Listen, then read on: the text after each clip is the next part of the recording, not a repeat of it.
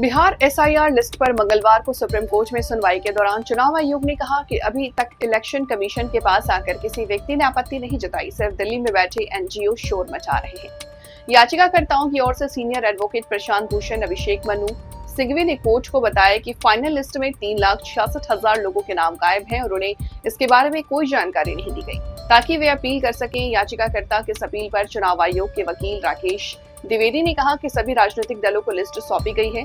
राकेश द्विवेदी ने कहा कि हमने हर राजनीतिक पार्टी को लिस्ट सौंपी है, लेकिन कोई व्यक्ति खुद चुनाव आयोग के पास नहीं आ रहा।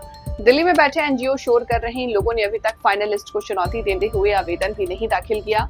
पुरानी याचिका पर भी बहस कर रहे हैं। जस्टिस सूर्यकांत और जस्टिस जय माल्या बागची की बेंच ने एडवोकेट प्रशांत भूषण से पूछा कि पीड़ित लोग कहाँ हैं। प्रशांत भूषण ने कोर्ट से मांग की कि लिस्ट से हटाए गए लोगों के नाम सार्वजनिक किए जाएं। उन्होंने कहा कि वो ऐसे 100 से 200 लोगों के नाम दे सकते हैं जिनका नाम लिस्ट में नहीं है। उन्होंने दावा किया कि बड़ी संख्या में लोग लिस्ट से हटाए गए हैं। प्रशांत भूषण की इस दलील पर चुनाव आयोग ने कहा कि दलीलें और दस्तावेज सीधे ऐसे बेंच को नहीं सौंपे जा सकते हैं। उन्होंने कहा कि याचिकाकर्ताओं को हलफनामा दाखिल करना होगा और चुनाव आयोग उस पर जवाब देगा। कोर्ट ने याचिकाकर्ताओं से कहा कि वो खास मामलों को ही हलफनामे में शामिल करें।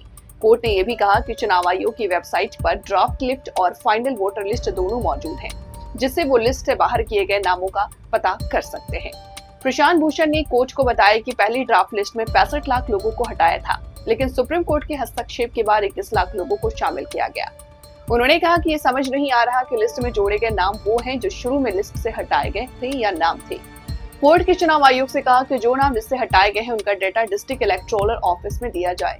चुनाव आयोग ने कोर्ट को बताया कि लिस्ट में शामिल किए गए ज्यादातर वोटर नए हैं।